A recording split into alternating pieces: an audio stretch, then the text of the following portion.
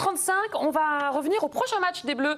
Vous le savez, c'est demain à 23h. Pas facile l'horaire, hein. 23h, ça va commencer à piquer. France-Irak, on change de ville. L'équipe de France change de QG. Colline, on passe de Boston à Philadelphie.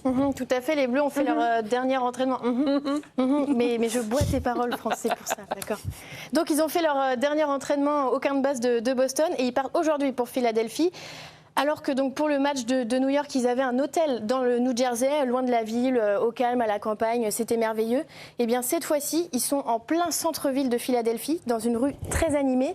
Alors même si l'hôtel il est qu'à 15 minutes de l'aéroport et 20 minutes du Lincoln Financial Field, où ils affronteront l'Irak sur une meilleure pelouse qu'à New York. Il y a quand même des éléments qui sont bien meilleurs, mais le contexte de l'hôtel en centre-ville n'est pas du tout idéal parce qu'ils vont être enfermés dans cet hôtel. Donc ils ont fait le choix d'arriver la veille et de repartir tout de suite après le match. Last minute, quoi. On passe le moins de temps possible Exactement. à Philadelphie. Alors est-ce qu'un hôtel peut impacter sur la performance, le choix de l'environnement? Est-ce que c'est vraiment important? Monsieur Mathieu de Séville, tu es passé par la sélection du Togo. Est-ce que vraiment ce choix de l'hôtel, ça jouait sur vos matchs? Ouais, non, c'est très important. On dit que maintenant, ça se joue à des détails. Ça fait partie des détails qui ont leur importance. Tu as besoin, je pense, sur les grandes compétitions comme ça, tu as besoin d'être vraiment dans une bulle. Je pense que tu as besoin d'avoir le moins de distractions possible extérieures.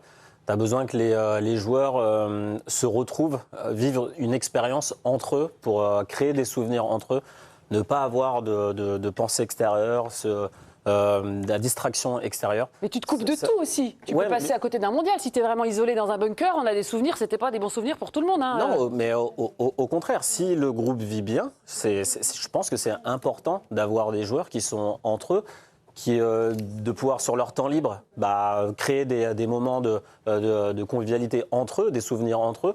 Si tu as des distractions extérieures, si chacun part de son côté, je pense que ça t'enlève vraiment des connexions qui peuvent se répercuter sur le terrain.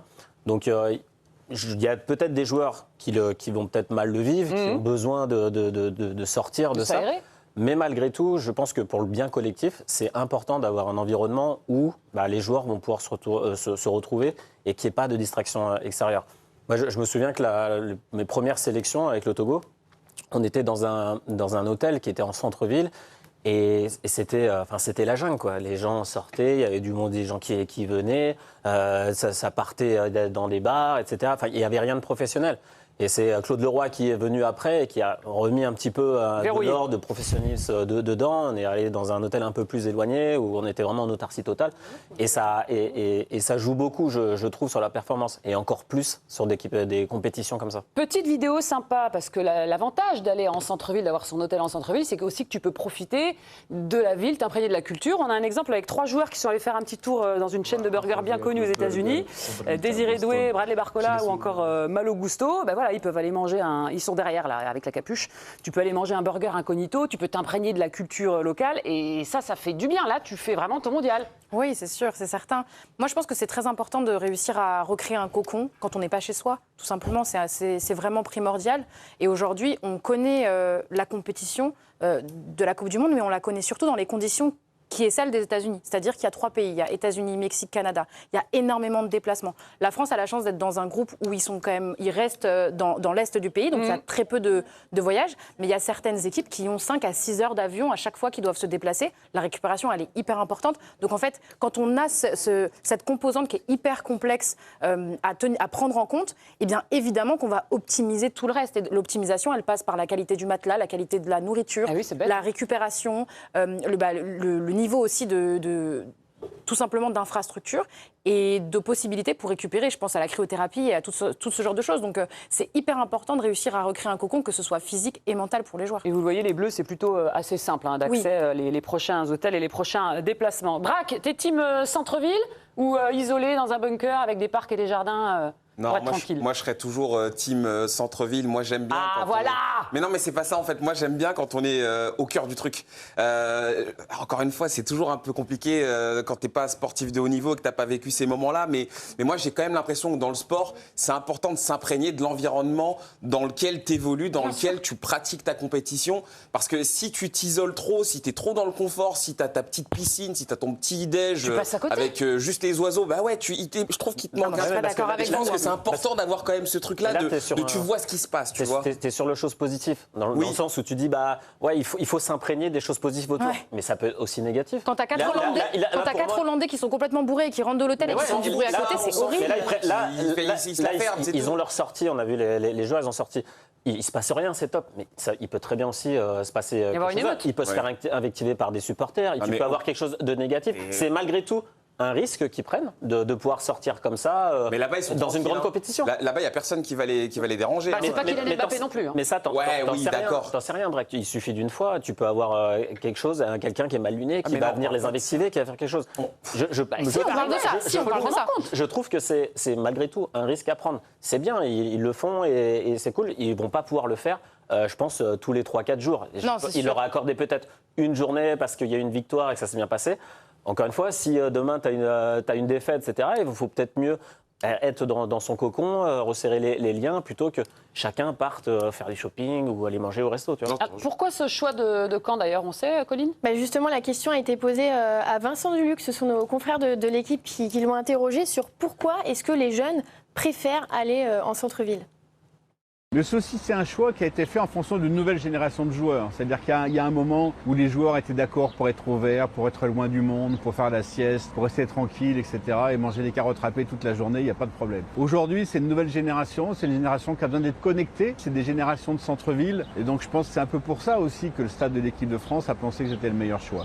Et c'est plutôt réussi. Les joueurs, ils en pensent quoi ? Adrien Rabiot, je crois que lui, ça lui convient parfaitement puisqu'il a déclaré « J'aime bien faire un travail sur vélo, mais là, j'avais envie de sortir, prendre un peu l'air, étant donné qu'à l'hôtel, nous n'avons pas la possibilité de sortir. » Voilà, donc il exprime bien un besoin de sortir du cocon, de voir aussi. Il est content, il jubile. Le joueur est de son côté, il est content. Mais c'est même pas ça, c'est juste qu'en fait, pour moi, ça me paraît tellement évident que tu as besoin de ressentir des choses. En fait, si tu es trop coupé du monde, en vérité, il n'y a plus de monde, quoi. Là, on parle d'une Coupe du Monde. Moi, ok, j'entends vos arguments, oui, il peut se passer n'importe quoi, mais quelque part, tu as aussi besoin de ça. Non, mais j'ai pas du tout donné mon avis là-dessus. Oui, c'est vrai que tu l'as pas donné. Non, mais quand tu es la meilleure équipe du monde, finalement, peu importe où tu dors, la meilleure équipe du monde, moi, je pense que tu as besoin de ce genre de choses pour aussi te donner de la dalle, pour aussi avoir faim. Si tu te coupes, si tu es trop dans ton petit matelas, là, le double coussin bien molletonneux, là, il y a un moment donné où en fait, ça te donne plus faim. Il faut avoir faim. Le but, c'est pas de rester dans sa chambre. Là où il a raison, c'est que je pense. Mais évidemment que si, tu es dans une génération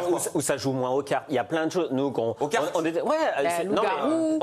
Là où il a raison, là où il a raison, c'est de moins en moins de cette génération. Mais avant, c'est ce qu'il faisait. Tu fais des jeux ensemble. C'est là que tu crées des liens. Non, mais là, on qui parle se d'une répercutent sur le génération terrain. TikTok. On parle d'une génération des mecs qui sont sur Insta, ils ont envie de faire des réels. Mais c'est pas envie de faire une bataille. C'est pas mieux ou moins bien, c'est juste différent. Donc là où il a raison, c'est que ça s'adapte un peu plus à la jeunesse. Malgré tout, ce qui se faisait avant était très bien et ça permettait de créer des liens à l'intérieur. C'est justement de dire, quand je sors de ma chambre, c'est pas pour aller m'isoler ou partir tout seul de mon côté en dehors de l'hôtel. C'est pour justement se retrouver dans un lieu de vie dans l'hôtel avec les autres, faire des jeux, parler, discuter, etc. C'est ça qui crée des liens qui se répercutent sur le terrain. Parce que la question du jour, c'était à quel point le QG peut impacter la performance. Pas savoir si c'était le centre-ville ou...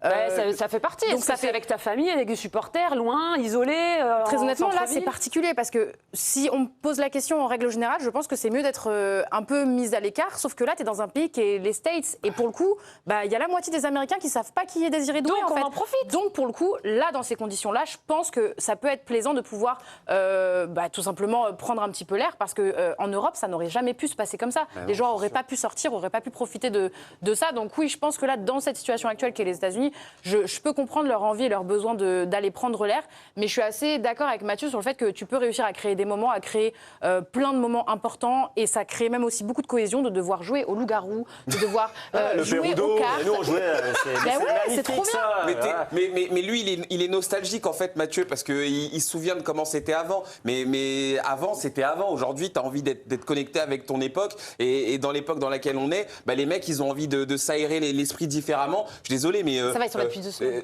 Oui, ils sont là-bas depuis 2 semaines, mais ça se trouve... C'est 3 semaines, tu vas te connecter après, tu vas tomber un foule après. Tu as besoin de rentrer dans le truc, il faut que tu sois dedans si tu es coupé. Le plus important, c'est ta compétition, c'est arriver au but ultime, c'est de gagner. C'est pas d'avoir son bain de foule ou de s'aérer l'esprit. ok, ça peut aider sur la performance, mais ce qui est vraiment important, c'est l'unité du groupe, c'est de créer quelque chose. Non, ça, en c'est groupe, sûr, c'est les ça, meilleurs c'est sûr. souvenirs, c'est quand tous ceux qui ont gagné la Coupe du Monde en 2018, en 98, ils le disent qu'on est comme une famille. Donc le but, c'est justement c'est de créer des souvenirs avec cette famille-là sur 3, 4, 5 semaines. Bon, il y a- Que chacun se dise, ah ouais, tu te souviens, on était partis à 2, on a fait du vélo là, à Times Square, ou je sais pas quoi. Il y a des équipes qui sont pas très contentes quand même de leur logement, visiblement. Non, ils sont Hein, pas Colline contents, tu vois. Héloïse, tu voulais qu'on arrête de parler des centres-villes et qu'on revienne à la question Non, de j'ai pas base. dit ça, je voulais comprendre quelle était la question du jour finalement, tu vois. Eh bien justement, donc la question du jour, est-ce que le QG peut impacter? Eh bien oui, le Sénégal vit très mal son début de compétition pour 3 raisons. Le cuisinier de la sélection a été privé de voyage, donc ils ne peuvent pas manger ce qu'ils veulent. Donc ça ne leur va pas. Alors certains joueurs commandent de la nourriture à l'extérieur. Ah, c'est embêtant, Et là. enfin, C'est le terrible. choix de l'hôtel est pointé du doigt. Le Sénégal ne se sent vraiment pas bien dans ce début de compétition. Aïe, ah oui, mais Ça peut vraiment jouer. Hein, Bah, c'est oui, horrible. j'imagine que ça peut impacter Surtout la nourriture. les performances. En tout cas, on continuera de parler des Bleus un petit peu plus tard.